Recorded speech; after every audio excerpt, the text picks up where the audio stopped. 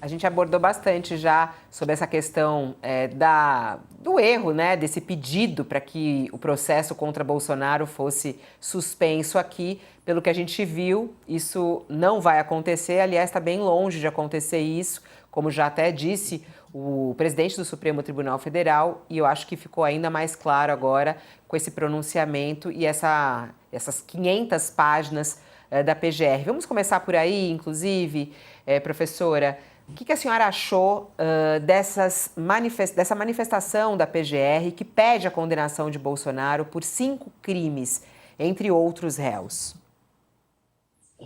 Essas alegações finais da Procuradoria-Geral da República, elas têm o mesmo perfil da denúncia que foi apresentada logo no comecinho dessa ação penal. Ela é muito detalhada, ela é serena, ela é tecnicamente muito robusta e traz referência a inúmeras provas que foram produzidas ao longo não só do inquérito, mas da própria ação penal. Muitos dos temas que ainda não estavam revelados no momento da denúncia aparecem agora nessa que é a última manifestação da Procuradoria-Geral da República no processo.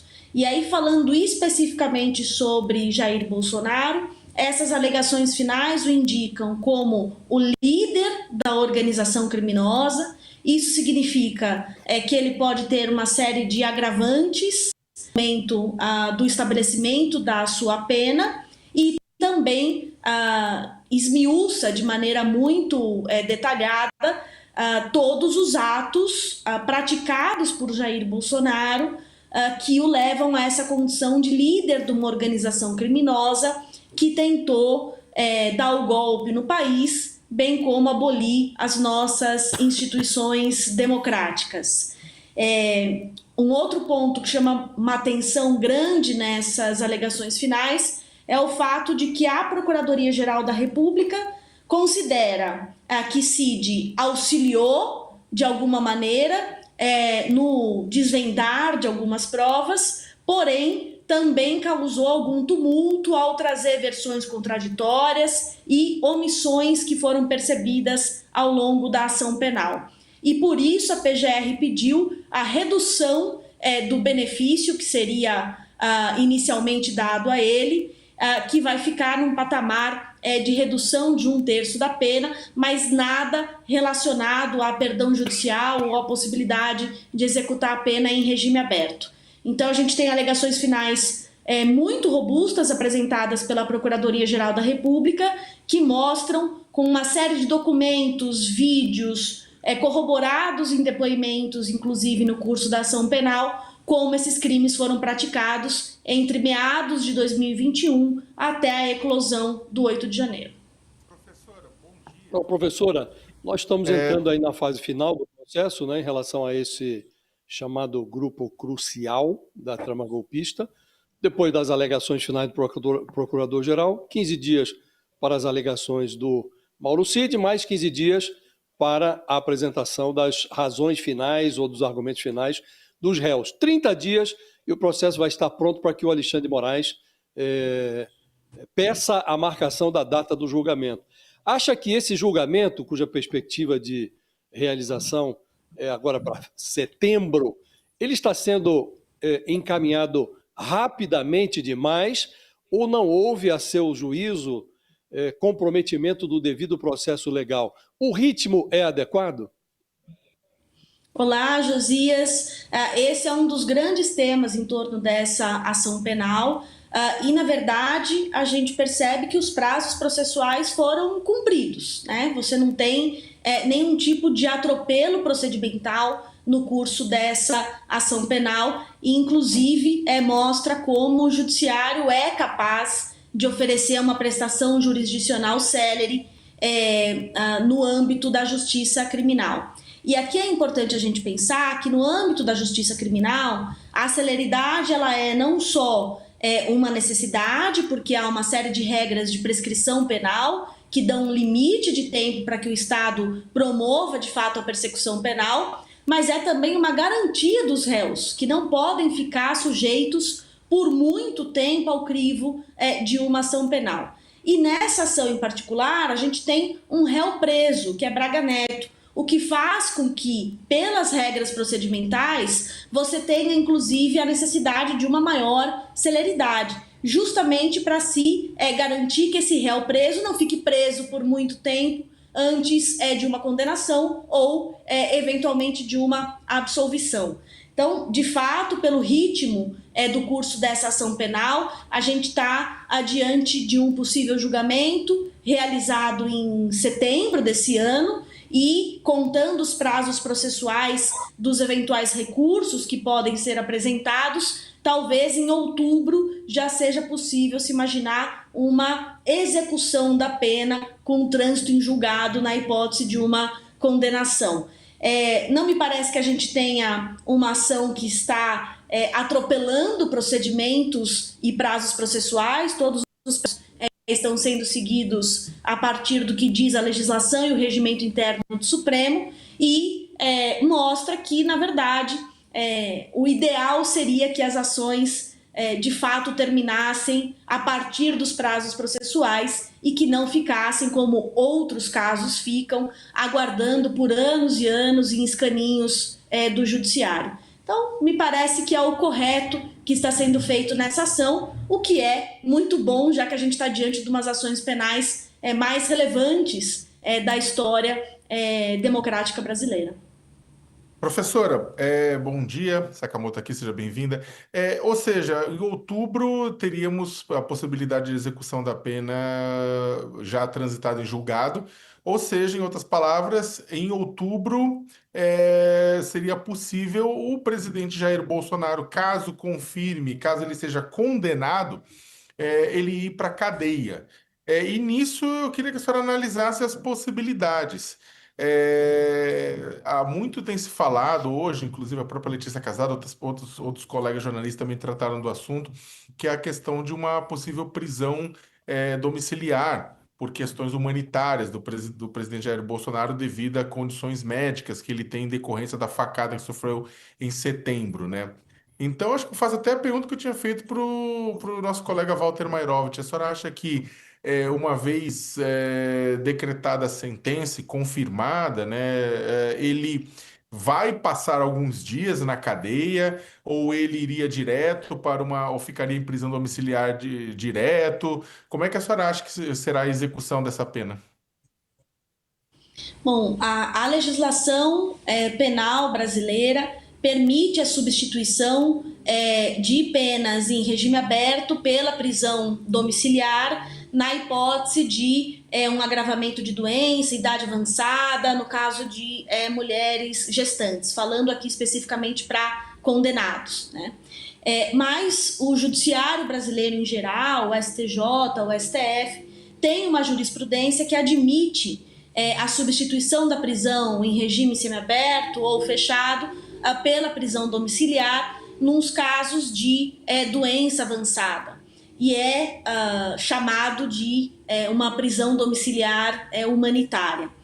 O Supremo adotou essa prisão domiciliar humanitária no caso de Collor, que estava com um grau avançado de Parkinson, com uma idade avançada, com alguns transtornos psiquiátricos, e o Supremo substituiu a pena em regime fechado pela prisão domiciliar.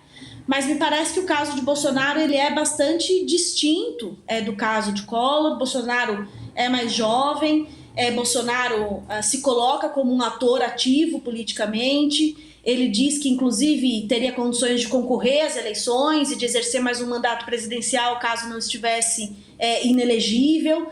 Então, me parece hoje articular essa pretensão de prisão domiciliar para Bolsonaro muito mais uma alternativa estratégica a fugir da prisão, assim como tem sido usado o argumento de um eventual indulto de um colega que venha a ser eleito na presidência da República, ou de uma anistia, ou eventualmente até de uma fuga que já foi cogitada, do que de fato a gente estar falando numa questão necessária de prisão domiciliar humanitária. Então, pelos fatos conhecidos como são hoje, eu imagino que ele seria preso. Desculpe interrompê-la, é que tem um ponto dentro da sua resposta que eu queria que a senhora também a explorasse, que é a questão, porque no caso, por exemplo, de uma mulher que não teve ainda uma prisão final, só com prisão preventiva decretada, e ela é gestante ou ela tem um filho de até 12 anos, né? E ela pode pleitear uma prisão domiciliar, né? Caso ela não tenha cometido, por exemplo, um crime violento. E o que acontece é que alguns crimes das quais o ex-presidente Jair Bolsonaro é acusado, ele envolve violência, né? Ele não são crimes apenas não é um crime de corrupção, aquele é um crime de violência física que está conectado. Isso aí pode dificultar o pedido dele de prisão domiciliar? Certamente, eu acho que esses seriam também fatos diferentes, por exemplo, do que aconteceu com Fernando Collor. Diferentemente de Collor, que foi condenado por atos também longínquos, Bolsonaro, caso venha a ser condenado, será por atos criminosos próximos, né? E muita gente, inclusive, diz que há uma perpetuação criminosa praticada pelo réu agora, Jair Bolsonaro. A pena que deve ser, na hipótese de condenação aplicada a Jair Bolsonaro, pelos parâmetros das alegações finais, deve ser bem mais alta que a de Collor, que foi de 8 anos. Então, há uma série de condições distintas. Além do que a gente está falando de 2 crimes graves, que é a tentativa de golpe e tentativa de abolição do Estado Democrático de Direito, que são cometidos mediante grave ameaça ou violência, e inclusive há um capítulo muito bom nas alegações finais, muito claro, feito pela Procuradoria-Geral da República, que indica todos os atos de grave ameaça e violência praticados por Jair Bolsonaro em relação a esses crimes. Então, de fato, a gente está falando de algo muito diferente do que mulheres presas preventivamente, ou seja, sem qualquer condenação, que podem ter uma prisão domiciliar na hipótese de crimes cometidos sem grave ameaça ou violência. E a gente também está falando de uma situação muito diferente do precedente que a gente tem no Supremo para pessoas condenadas em relação a Fernando Collor. Então, me parece muito mais uma estratégia para não ser preso num estabelecimento penal do que, de fato, uma demanda legítima com argumentos de fundo que mereçam consideração. Professor, entre as grandes dúvidas que atormentam o brasileiro, a mais frequente envolve o sistema prisional, né? Não há um consenso sobre se os criminosos de grife vão para a cadeia nos países ricos porque as cadeias lá são melhores, ou se as cadeias são melhores porque a elite as frequenta.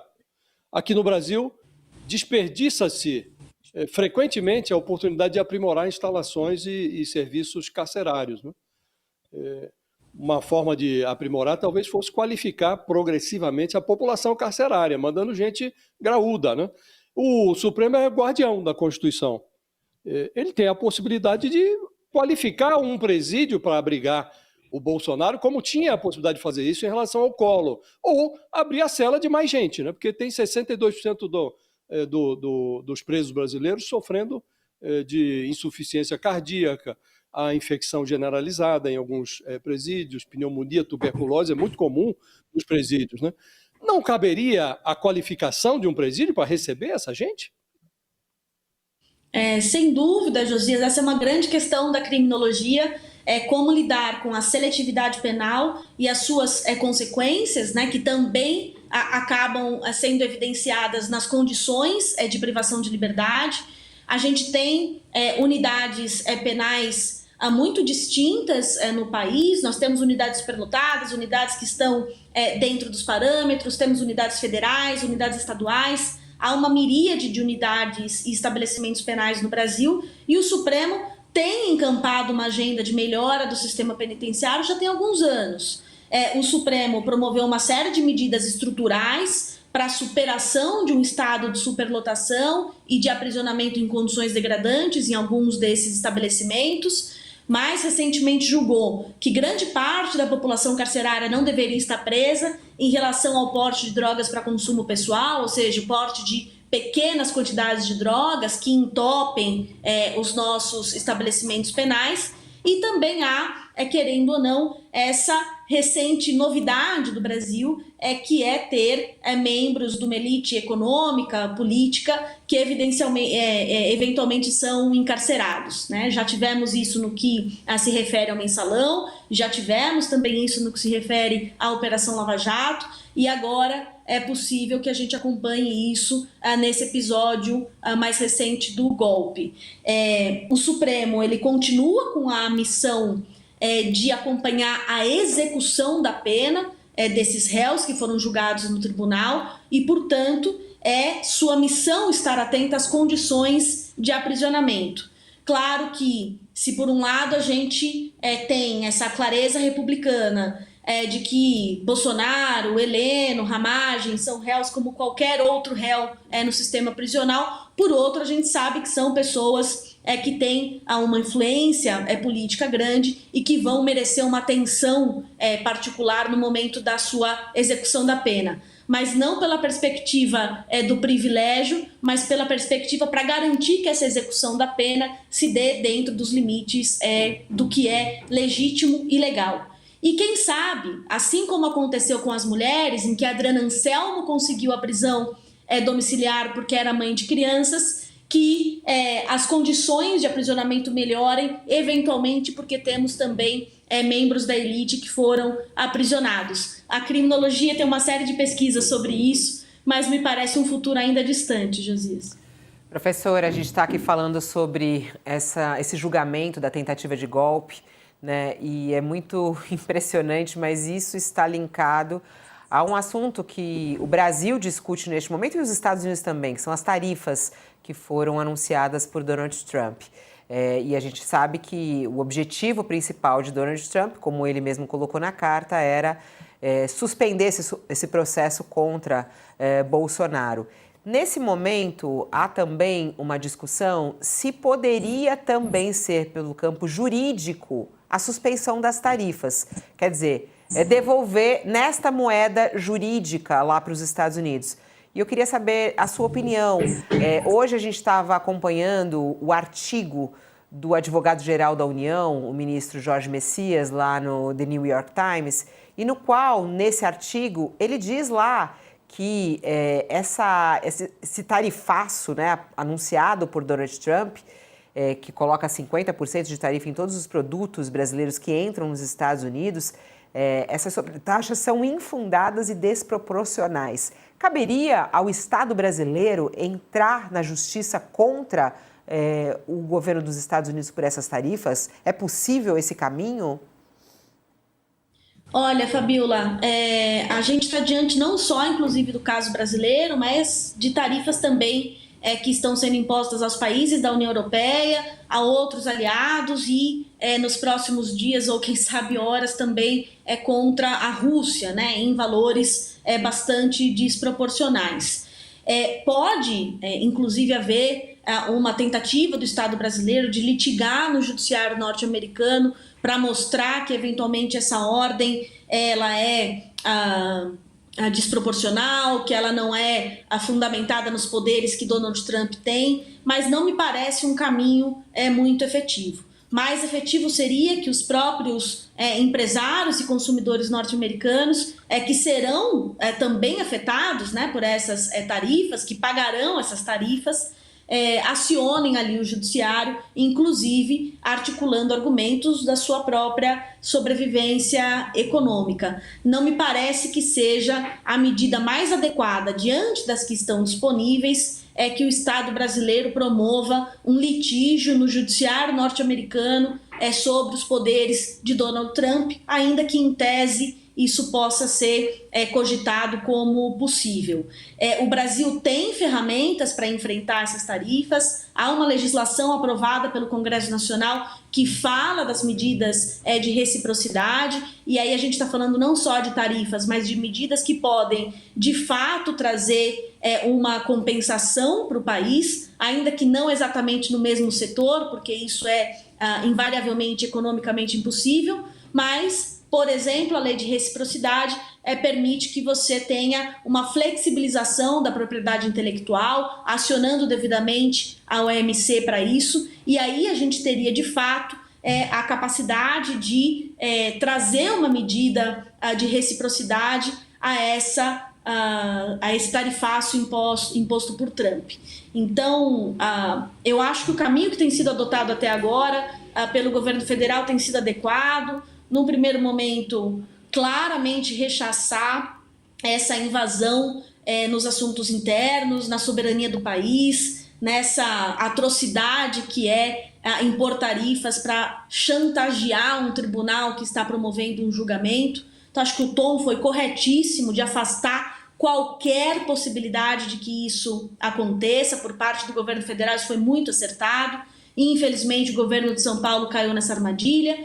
A gente está falando também de uma abertura de negociação, inclusive com o vice-presidente envolvido, que vai envolver empresários norte-americanos, empresários brasileiros, na busca de uma construção de saída amistosa, e o Itamaraty já está preparado também para medidas de reciprocidade mais duras, se for o caso. Eu acho que esse é um caminho que me parece mais adequado, seguro, legalmente instituído, do que promover um litígio na jurisdição de outro país, quando a gente sabe que também por lá as coisas não têm sido muito claras no que se refere ao alcance do poder presidencial. Então, na minha avaliação, é bom seguir o ritmo que está sendo adotado agora do que procurar uma aventura judicial em outro país. Adorei a aventura.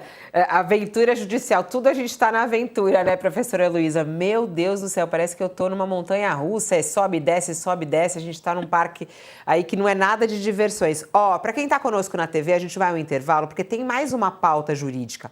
Hoje é o dia que Alexandre de Moraes vai se reunir com um representante do governo e um representante do Congresso para discutir o quê? IOF. No intervalo a gente fala sobre isso. Vai lá, canal do UOL no YouTube. Vamos lá, professora, só essa última pergunta à senhora aqui. O ministro Alexandre de Moraes marcou para hoje, às 15h, essa reunião, né? Esse que era o assunto dos últimos tempos aqui no nosso país, que agora mudou. A gente só fala de tarifaço, mas não pode esquecer que o IOF causou lá uma crise, né, entre os poderes, porque justamente o governo brasileiro, até relembrando aqui para as pessoas, né, o governo brasileiro anunciou lá um decreto que aumentava o IOF, e aí o Congresso foi e derrubou isso também, né, com um decreto derrubando o aumento do IOF. E aí Alexandre de Moraes suspendeu tudo e falou, vamos conversar? E marcou essa reunião para hoje. O ministro da Fazenda, Fernando Haddad, disse agora pela manhã que as expectativas são boas. E aí ele disse, vai dar tudo certo. A senhora também está com esse otimismo? Vai dar tudo certo? Alexandre de Moraes vai conseguir acalmar os ânimos dos dois lados? Eu não sou tão otimista, Fabiola.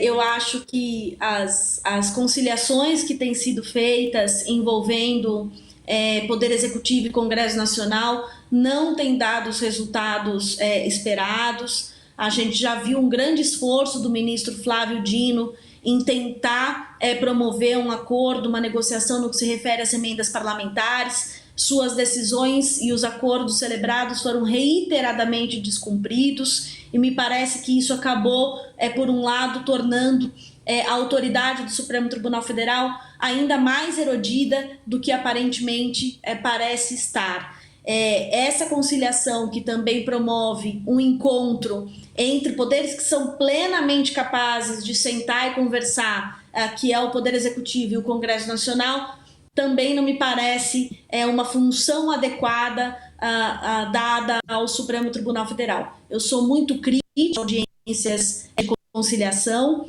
acredito que esse não é um papel que o Supremo Tribunal Federal deve desempenhar e que isso torna muito confortável ao Poder Executivo e ao Congresso Nacional tensionarem as relações, esperando que o Supremo venha para instaurar uma mesa de conciliação e, eventualmente, apaziguar os ânimos. A questão que é colocada para o Judiciário ela é muito objetiva. A medida do IOF é constitucional ou inconstitucional? e essa deveria ser a decisão do Supremo Tribunal Federal sobre os parâmetros constitucionais da medida que foi adotada. Está o Congresso Nacional abusando do seu poder? Está o Poder Executivo abusando do seu poder ou não? Ainda assim, a gente não está falando de apenas regras escritas e competências formais, a gente está falando de um país que tem tido, vamos dizer, caminhos e saídas institucionais muito criativas para alguns dos nossos problemas. Então, eu desejo que dê certo, inclusive para que a gente possa avançar em termos de desenvolvimento econômico e justiça tributária, mas eu não sou muito otimista em relação ao papel que o Supremo desempenha nessas conciliações e nessa audiência em particular. Assim, a gente espera que tenha um resultado, mas ele já começa errado, é isso que a senhora está falando, né? Qual seria, então, o melhor caminho, hein? Qual seria a solução para esse caso, na sua opinião, que estaria dentro do que a senhora acha correto? Bom, se a gente está falando que essa conciliação vai promover um diálogo entre Congresso Nacional e Poder Executivo, por que esse diálogo não acontece sem a presença do Supremo Tribunal Federal, que além de fazer tudo o que já faz, vai também mediar essas conversas de alta cúpula, querendo ou não, deixando de lado a sua função precípua, que é saber se aquele texto é constitucional ou não. Então, eu acho que a gente precisa exigir um pouquinho mais de responsabilidade dos nossos atores políticos, da presidência da Câmara, da presidência do Senado, das lideranças de bancada, bem como dos articuladores da presidência da República, para que tenham condições de superar essas questões sem procurar colocar o Supremo Tribunal Federal num papel de conciliação que não lhe cabe. Na minha opinião, a gente está diante, inclusive, de uma busca incessante de tutela do Congresso Nacional para o Supremo Tribunal Federal. A gente critica muito a judicialização da política, mas a gente esquece que quem vai lá bater na porta do Supremo Tribunal Federal são os partidos políticos. Então, me parece um cenário bastante ruim para tratar de uma questão técnica de justiça tributária e econômica como a discussão do IOF. Infelizmente, é isso que tem acontecido, mas a crítica tem que ser feita.